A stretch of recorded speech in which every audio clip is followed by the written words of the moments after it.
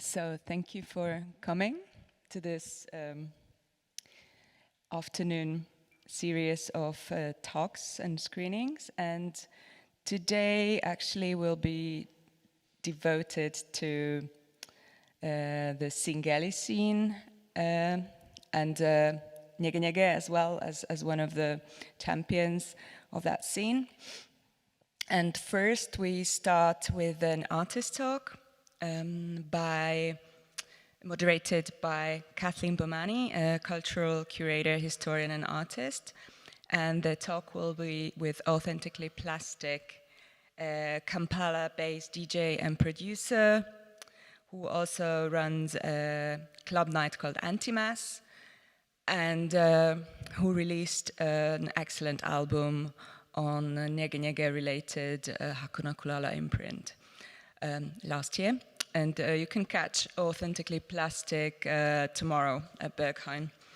And this will be followed by a screening of the Singeli movement Greed for Speed film by Jan Moss. And there'll be also a discussion with the protagonists of the Singeli scene afterwards. So yeah, thank you very much. And we welcome our guests, Kathleen and Authentically Plastic. Thank you very much.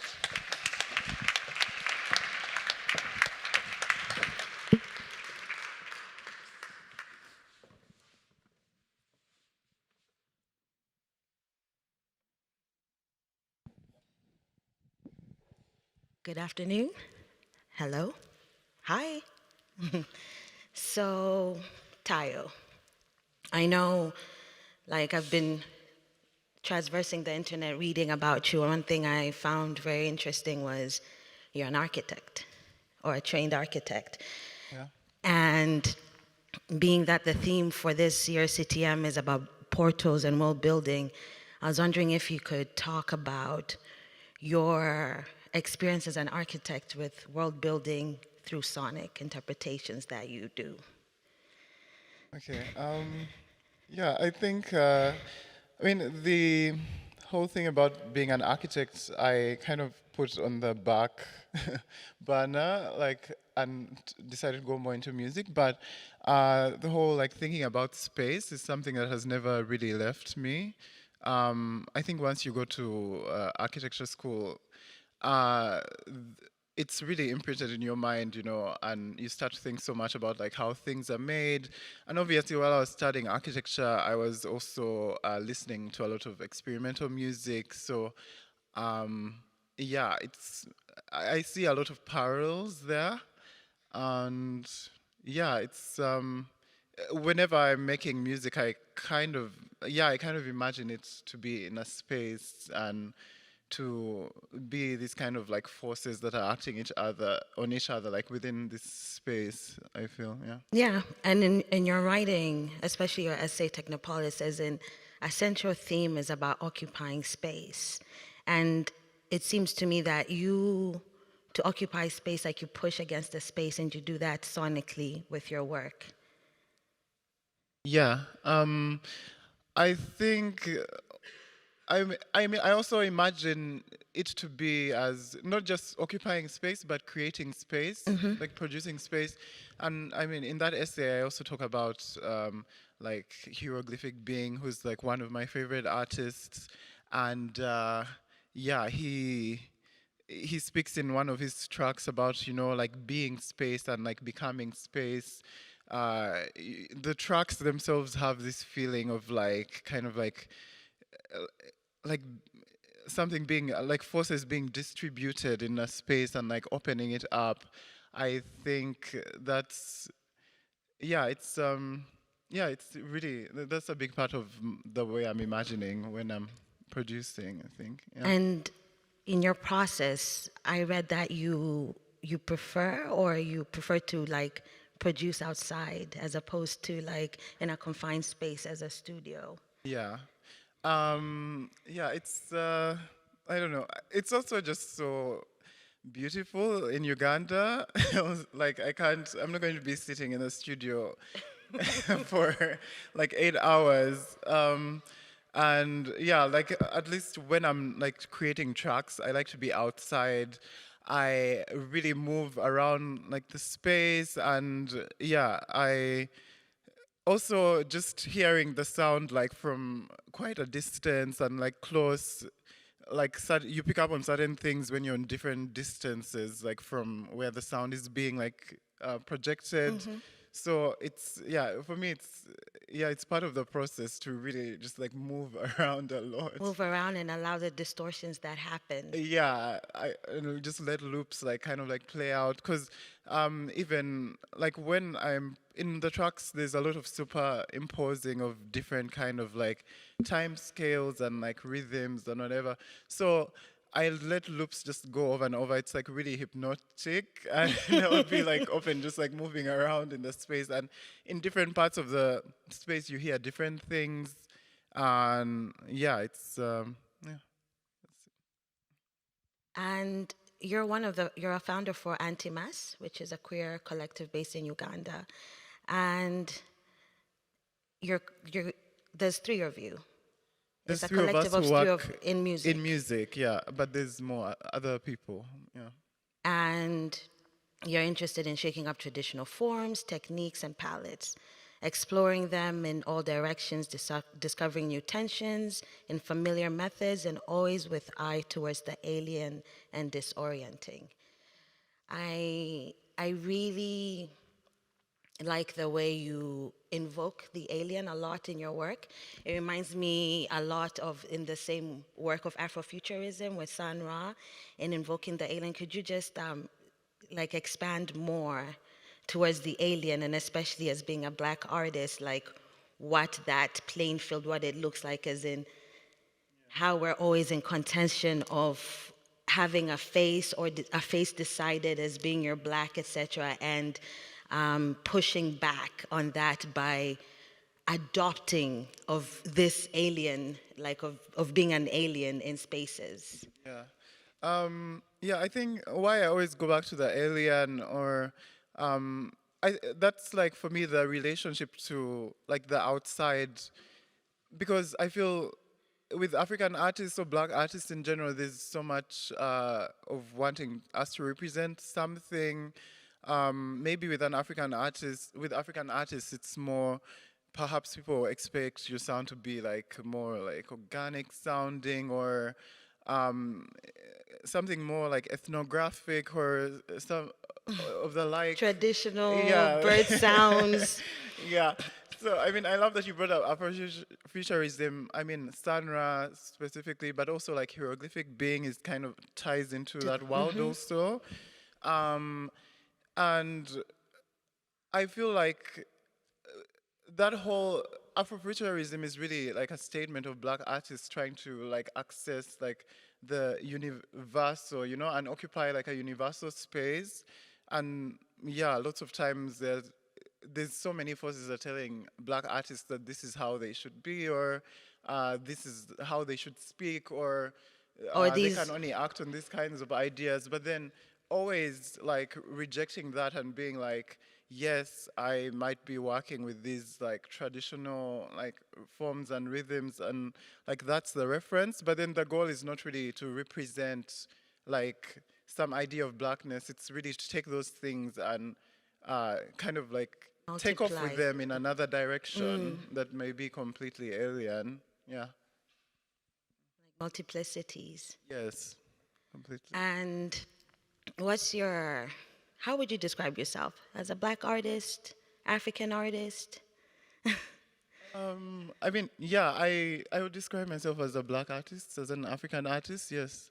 I don't think that takes away from the potential of like my work to have like a universal like Of course, appeal, yeah. or make a universal statement. Yeah. Yeah, it's like it's interesting because with Black artists, like, or being an African artist, you're always expected to, like, if for instance, if I did an installation on Tesla, it's like there'll be a question of like, how does this tie back to your identity? Yeah. You know, it's like, and it's like my identity as in what? As in, as a Tanzanian, as an Yeah. African, as in, why do we, like, we live in the same world. Why are we always relegated to like particular? And usually it's like about our suffering and pain, Yeah. which there, I mean, which there is room for that being, there's a lot of erasure, but there's always this, I don't know, this thing of like, you're dealing with spaceships and it seems like it's like out there, like you Yeah. shouldn't be doing that. It Like feels how, like you've like you crossed can't a line, imagine. like Yeah. somehow, like you're intruding almost. Yeah. Interesting. But yeah, what I find, I think also just like Black American culture and the music that has come out of that. I mean, whether that's like techno, like Chicago house, and all these things. Why I find them interesting is because I mean, the Black American experience has been obviously marked by all this like struggle and suffering, but then like out of that have come these forms, these art forms that have come to take on like the universal appeal. I mean, like hip hop, techno, I think is really like the main one among all of them. And I think like from that you really see how like from this like position of like suffering and like like particular experience, like universal forms can come out of that affects like the broader culture. And yeah, I think with the music coming out of East Africa right now, maybe it's like too young to, it's too early to like really tell, but I think the things that Nyege has been doing are like the curation it's been doing has been interesting in that sense. Like how do you make space for something like this and kind of create it in a way that is not so much like Afro fetishist, in a way that that's the word that I always use. Yes. It's kind of Afro fetishism with which like African music has always been released like within that frame. But then it feels like the music coming out of East Africa has really challenged that kind of gaze. And yeah, I don't know. I would argue that the music coming out of Uganda, I Uganda. would say specifically Uganda, because being Tanzanian and from East Africa, as in Tanzania has, I think in the region has the most formidable creative industry in terms of like bongo flavor music, which takes over all the airwaves and it's become, it's everywhere. And so the sounds that come out of Uganda, and especially from the Nyege Nyege collective, it's very interesting because it pushes back on what we think is mainstream, specifically like in terms of like East Africa. And in that essence, it's Nyege Nyege that, has brought like an underground sound, which is Sengeli from Tanzania, to the forefront of like putting it in place that it has a say, it has something to say, and it's valid. And like to talk about Afro fetishism, you said, it's this Disneyfication of like music, as in it's like this fella. Yes. Like It's the whole like I guess like Afro beats like era, and maybe if you go like more towards like Southern Africa, like maybe like Thomas Mafumo, like kind of like yes. organicism, and like which is like already really special. And I mean there are releases that have been come out of Nyege Nyege tapes which are kind of like fall to that category, but then it's also like presented side by side with this like very like accelerated like music. And looking at the whole scene like as a whole, it's hard to like really like pinpoint it in it's hard for this Afro fetishist gaze to like pinpoint basically. Yeah. Yeah.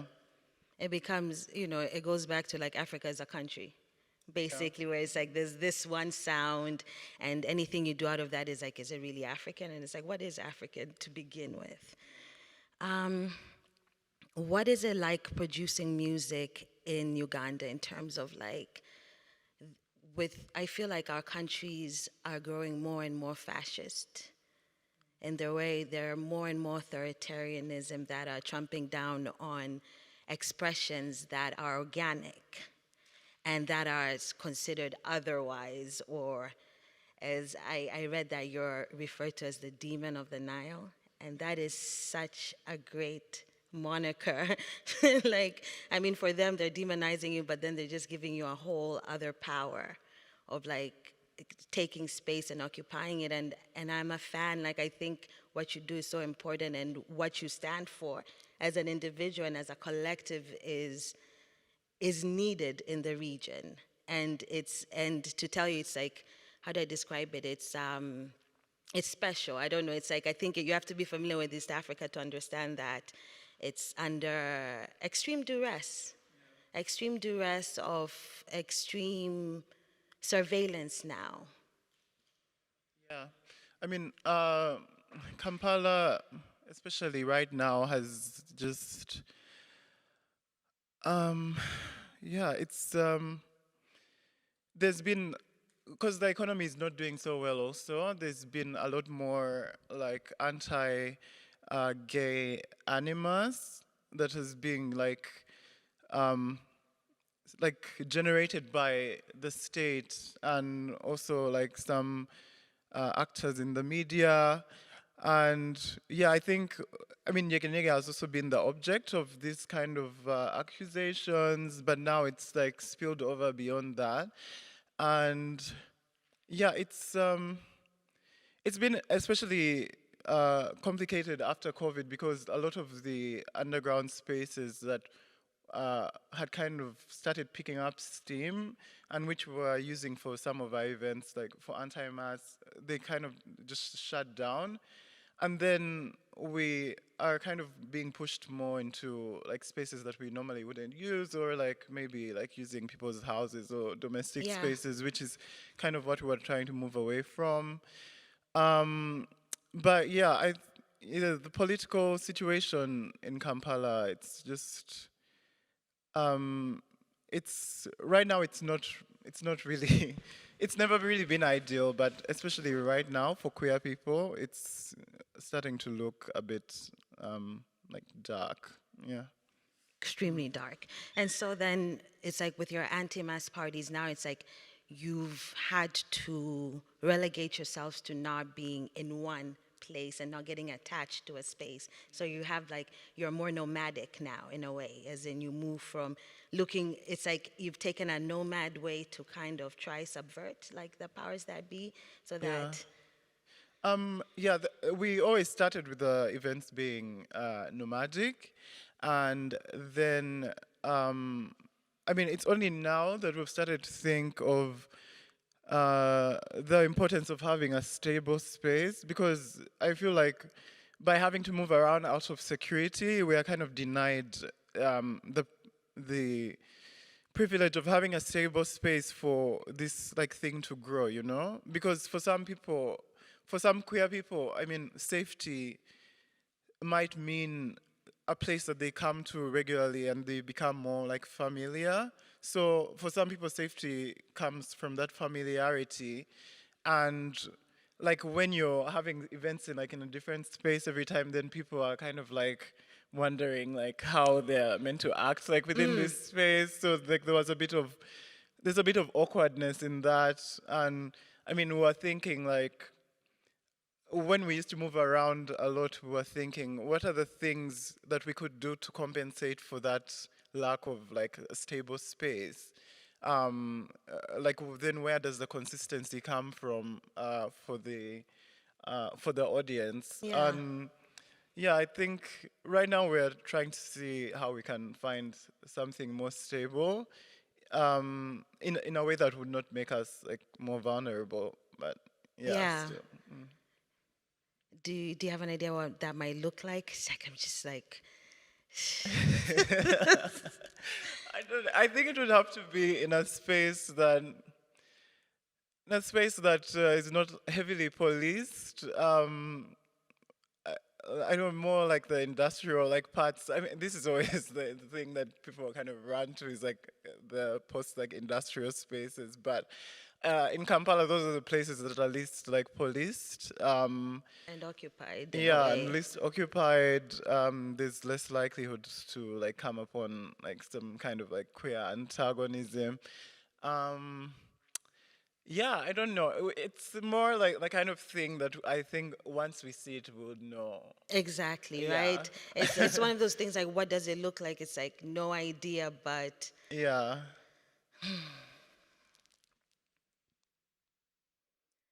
um,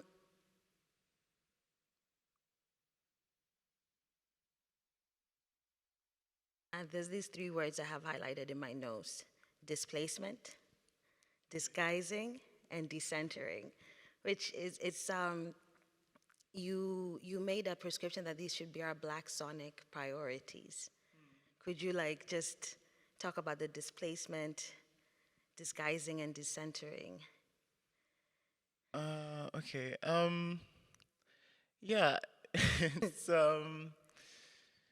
okay. In my view, I think there are forms of repetition that have come to like dominate electronic music now. Well, mainstream electronic music, techno and house, and yeah, I think there's a kind of repetition that is more like, in my view, like interested with like accumulation in a way. And I mean, part of that is just, like this heavy use of like the 4x4 rhythm and Yeah. like less like complexity, less, I think my view is like I really want to move more to a kind of repetition that has more like contradiction, or like Kodwo Eshun, who wrote this amazing book, More Brilliant Than the Sun, Adventures in Sonic Fiction. He's a British Nigerian writer who I'm really obsessed with. um, and he says certain things about like the polycollision, and I think for me that my view of it, he doesn't explain it so much, but my view of it is more like forms of repetition that like prioritize like polyrhythms, and uh, in which like rhythms like beats and like just the structure of the beat, there's like more friction there, more tension in the sound, which those things are happening not only like in the Nigerian scene, it's also just happening in experimental music. Uh, Many people are creating those worlds like within like even like European cities like London, Berlin. So it's not like something that, Alien. it's just like brand new. So yeah, I think that is more the kind of like wild direction that I'm proposing. Kind of space, or like of more friction. There's like more, you generate more heat like from that friction like between beats, and like perhaps something new can come from it. I think that is the space in which like DJs like Frankie Knuckles and like all like the pioneers, Yeah. Detroit pioneers were creating from, was really like combining like genres, and like playing soul record with like, I don't know, like a disco record, and like Yeah. spinning them up. So new things have always come out of those collisions in a way that is kind of, I feel, disappearing from, has mostly disappeared from music these days, and it feels a lot more like stable now and commercialized, obviously. Yeah. And so your debut album, Raw Spaces, you're playing Tamora Bergine. What are we in for? What distortion did you do in terms of the process of creating this, and like, what are you saying with this album, essentially? Yeah, with Raw Space, I mean, I think a lot of it is just it's kind of like a love letter also to a lot of the sounds that have been coming out of the scene. I mean, like Singeli, and also like Kadodi music from Eastern Uganda, and like actually electronic. So it has been really like looking at those things, many of which were those were my first experiences of electronic music, was like Northern Ugandan music especially, and Kadodi. So of dance music, not it's not really electronic. Yeah. It's kind of like in this liminal space, um, and yeah, I think I'm just using all those references Yeah. and trying to put something together that feels like not so much like a copy or anything, but more, because I don't know if somebody who like listens to Kadodi would listen to my music and see and be The moved correlation. and see the correlation. I think that's something I really want to try. Like when I'm back home in Uganda, Yeah. like really working with like Kadodi producers and see what can come out of that. But yeah, I think first of all, it's working with those references, Yeah. but also just making a statement of what direction I want like electronic music to go, which is not like one direction. I want it to like blow up in like a multitude of directions. Yeah. And I don't know, it feels like overly like fixated and on like certain forms. It feels have dominated and are the only ones that have like privilege like within The space. yeah. So what is like Kadodi music? Kadodi is male circumcision ritual from Eastern Uganda. Okay. And We're onto something here. yeah, it's the rhythm is just like really hypnotic. So I mean it's a painful process, first of all. So the rhythm is meant to induce people into a trance So that state, the pain. so that they don't really feel the pain. So the whole rhythm and also like the movements, the dancing, the atmosphere, it's just really hypnotic. And yeah, yeah, the whole thing is really organized around this one ritual. Yeah, which yeah, I mean, I don't have much to say about the ritual itself, but the music itself has transcended the ritual and tends to be played a lot at like different gatherings, like I don't know, political rallies. So in a way, there's also a political dimension to it. Yeah. Interesting, because interesting, like how this music has transcended into political rallies. It seems like our governments like tend to co-opt what they don't embrace. So, for instance, with Singeli, it's underground music. It's in Tanzania. It's looked at as vulgar, etc. But then when it comes to election time, that's the only time it takes center stage, because the governments know it's a tool to mobilize people. So you see them appropriating and using it as a tool, but yet suppressing its like progression into it being like an actual sound of the people. Yeah, exactly. Yeah, it's it's really funny that the government does that in Tanzania as well with Singeli.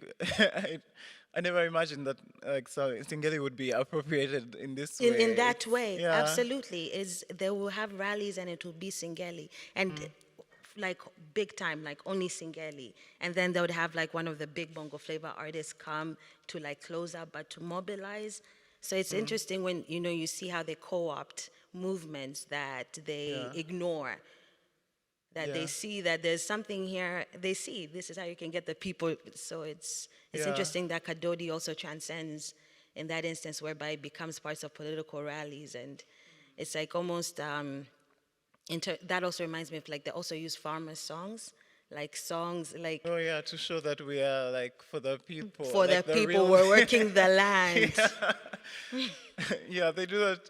I mean, it's a kind of entrapment of like this like intense like energy. I mean, when you watch like the Singeli concerts, it's just this like explosive, like youthful energy. And I imagine for politicians, it's like very kind of like scary, and it represents something that needs to be channeled immediately. Exactly. And yeah, I think maybe perhaps that's the same about Kadodi. Yeah, So, it's like they've understand that there's a nerve here that, like if Kadodi has this trance, like Singeli has this, like people lose, they go into a trance Yeah. and let go, and and so it's like it's interesting that they're aware of like the line of like they can Yeah. touch, like they have this tactile idea There's- of what's going on, but yet Yeah, there's like a possibility for like revolution in that also. I Exactly, feel like that frightens them as well. Yeah.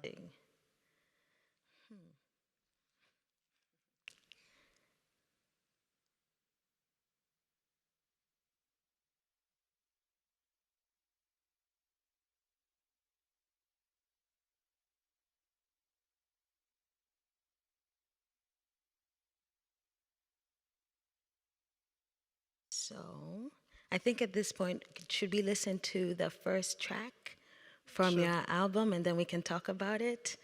Okay. I really love the title. Can you play?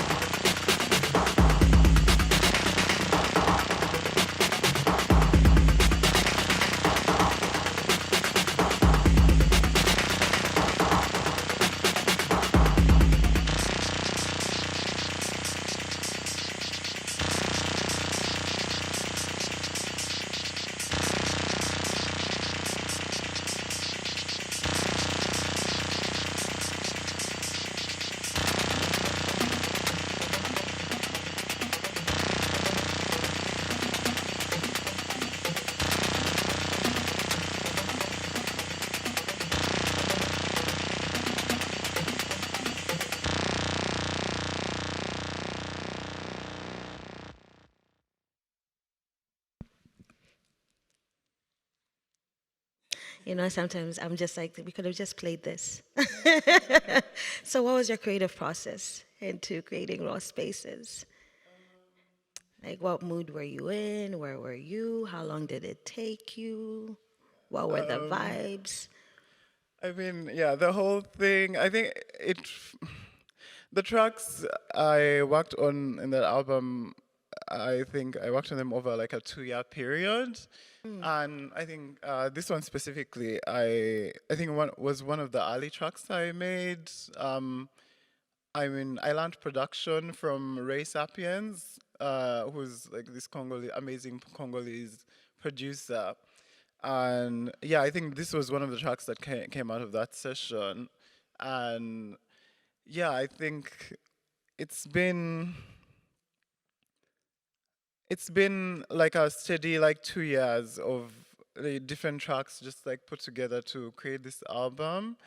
And I mean, like I said, the process behind it has been, I mean, I mostly work in Ableton, so it's not like hardware, the whole hardware, like fetishism thing is like kind of like out of my reach because there's not so much electronic music equipment in Kampala, like, you know.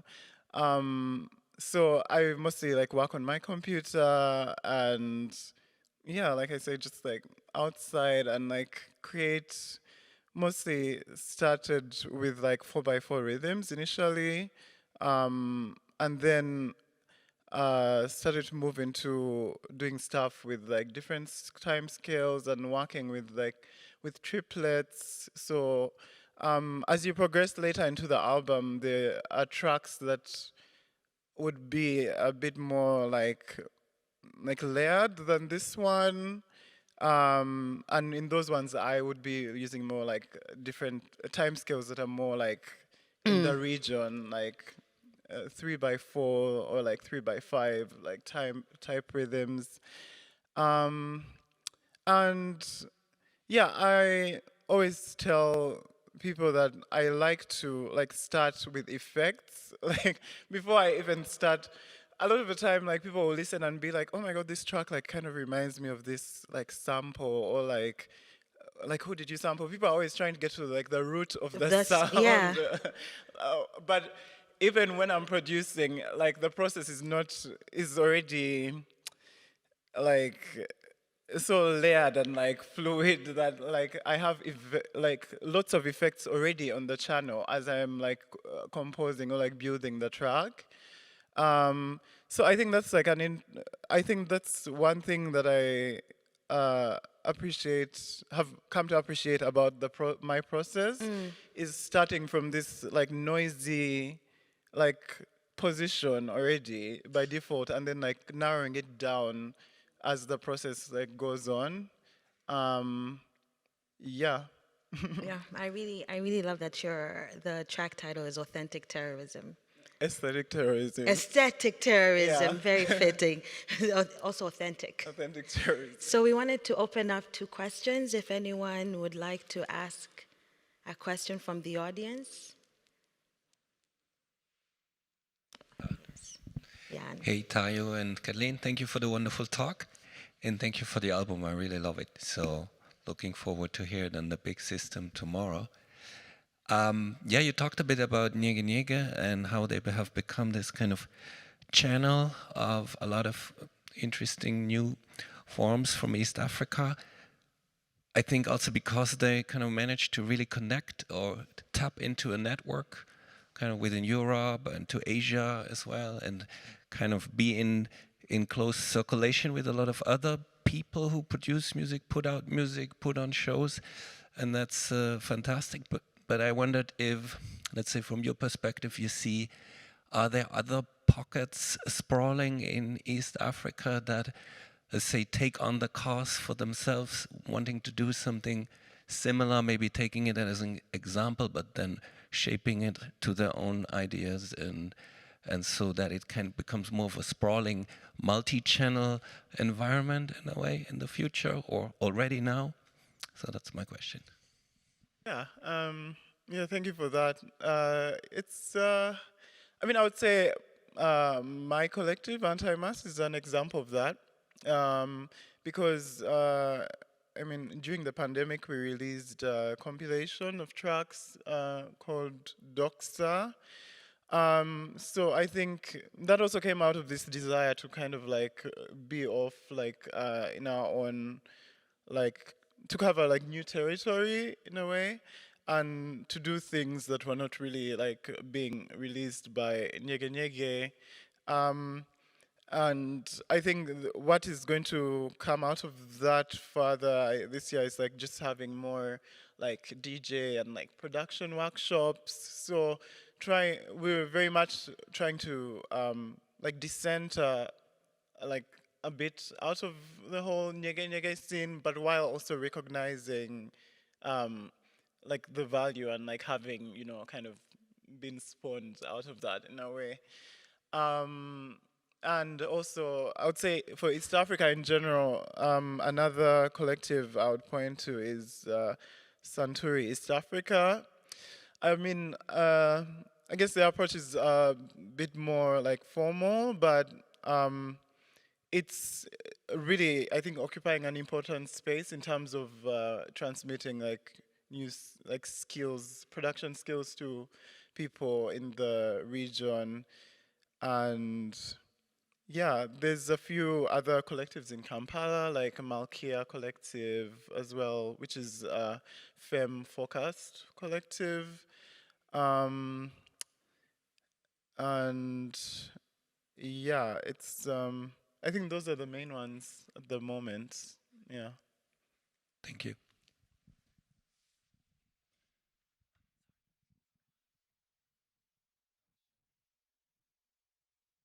Yeah, hi.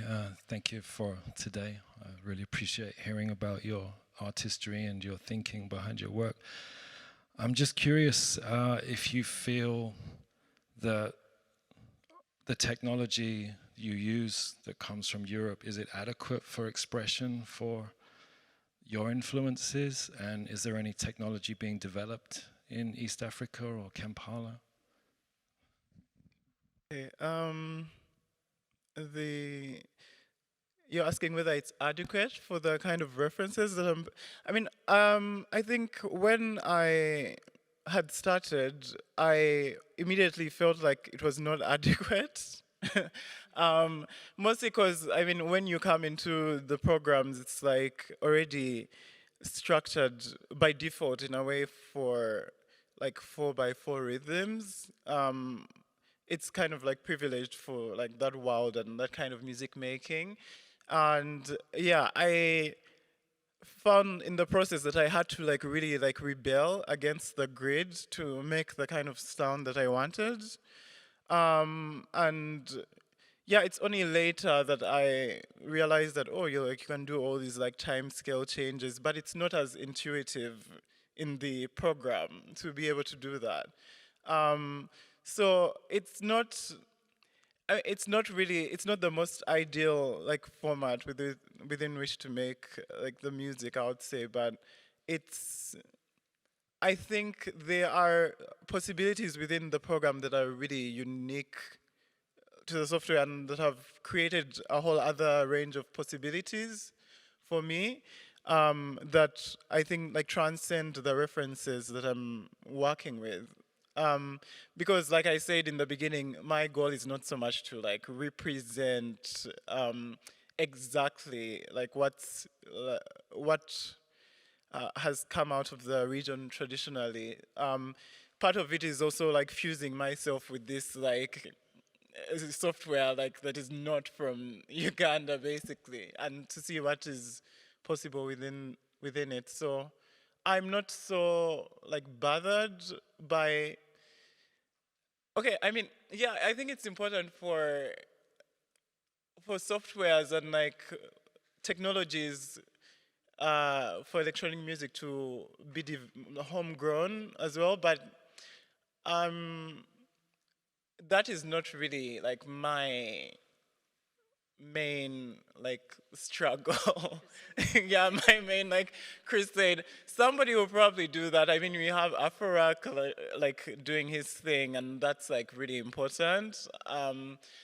But I think it is also interesting to see what happens when a perspective like mine meets non-African like device. I think it's important to see like what alien direction like you could go in. I think my thinking is more like about going into the unknown, and that might be like appropriating tools from somewhere else. Yeah. Thank you. Hey, thank you for your time and generosity. Your production style is incredible, and I have some more questions about it for you. You mentioned working in the sun, and that's something I'd really like to do too, working outside. But it, poses a lot of questions about what parts of your process take place outside. What does a setup outside look like for you?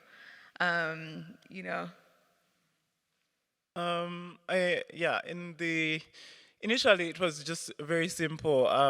Just my laptop and like a Bluetooth speaker, and then I would be like constructing tracks out of that, or my laptop and some monitors outside.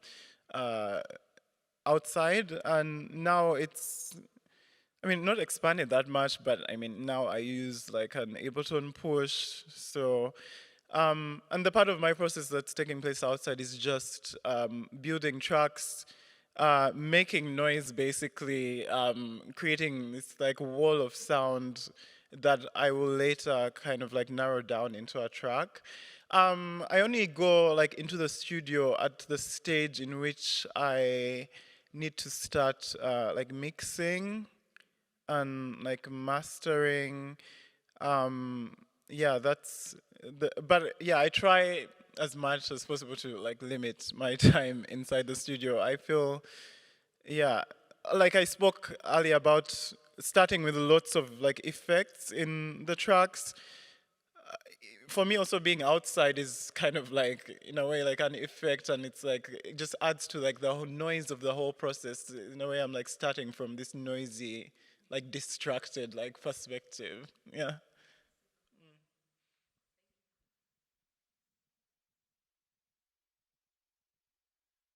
To move along from the previous two questions between the author and the tool, now between the author and the dance floor or the users or the audiences, we obviously agree there is a certain 4x4 fetishism, if not fascism at work historically and in European, Western, Northwestern dominated dance floors or club scenes.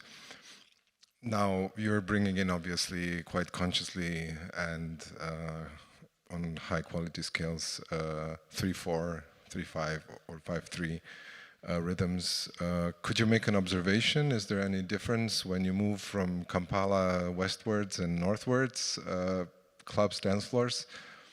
And what would you dare? And is there any risk involved if you go far away or completely leave the 4/4 comfort zone tomorrow in Berkheim?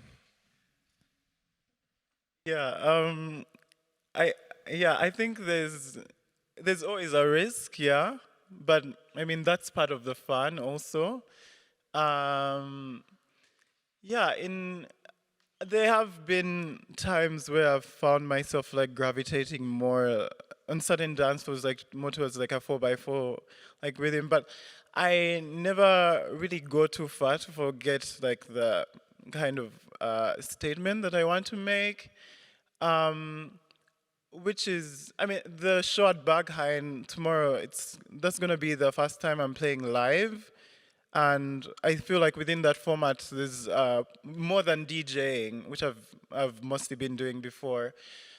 Within a live set, I think there's more possibility to make that statement. I feel like I have more control over it in a way that I didn't when I was just DJing.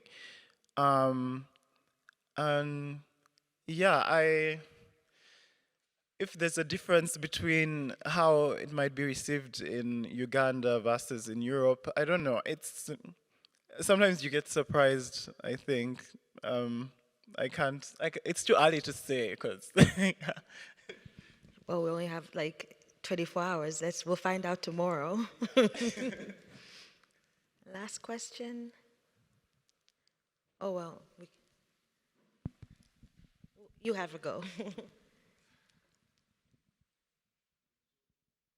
It's open. Oh, yeah. Yeah, first of all, thanks to both of you for the talk, and thanks for sharing, and I'm looking forward to the set tomorrow night. I just had a question about the concept of the polycollision came up, and I was just wondering if you could share one more time, sorry, the name of the author. The author is Kodwo Eshun, and the text is More Brilliant Than the Sun, Adventures in Sonic Fiction. Thank you very much. Yeah. Oh my God, hi Yuko. Hi. I have a very simple question. I'm one of those people who's been living in Berlin for quite a long time, and to be honest, I'm very bored of techno. And when I encountered music from Nyege Nyege, and when I went to the festival, it was fascinating and also very, very refreshing. And I do feel everything coming out of, like all the dance music coming out of Africa. Well, not everything, of course, but a lot of it very, yeah, exciting. Yeah. So I know that I can understand why non-Africans get so excited about music coming from Africa, but I was wondering because you have been touring a lot the past year or so, and I'm sure you've been to a lot of interesting festivals and probably interacted with interesting collectives across Europe. And I was wondering if you've found anything interesting for you or inspiring for you from your perspective. Okay.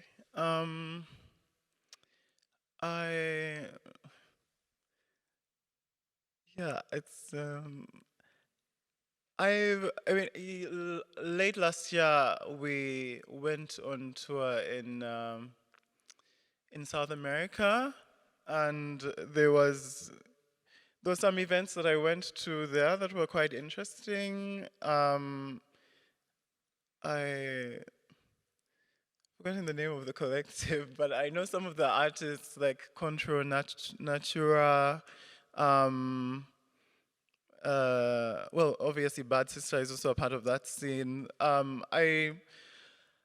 I felt like there was were kind of like aligned when I went to those events. The way they were like playing techno and like I don't know, playing techno in this way that was very like impure, or like it felt like they were really mixing it up with a lot of stuff from their own region, and I felt very aligned with what they were doing. And yeah, I thought it would be interesting to collaborate musically with some of those people. Yeah, I think I need to think a bit more about that one. But yeah, I think that was the main one. Yeah.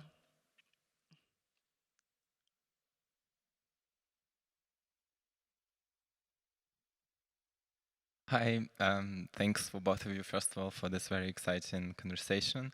I have one more question about your show tomorrow. So you talked a little bit about your workflow in production, and I was wondering what is your approach to like translating your production to a live show? Maybe you can say a few words about that.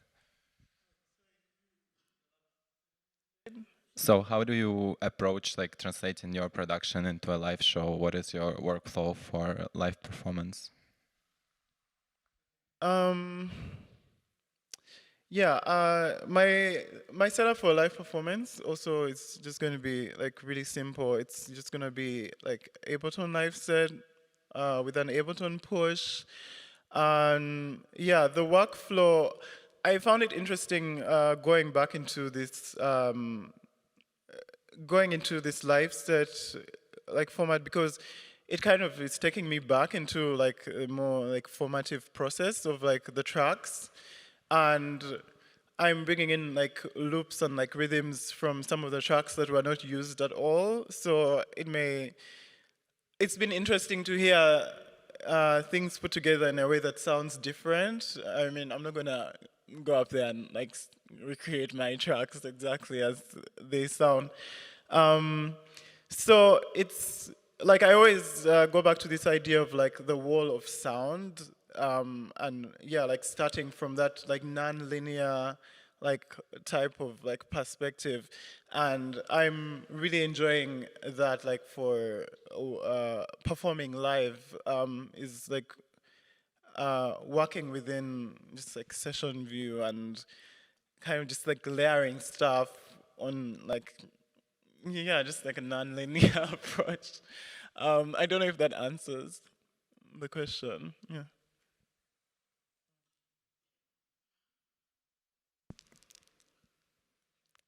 I think that's it from the audience. Yeah. All right, I think we're done here. All right, thank you everyone for coming. See you tomorrow night.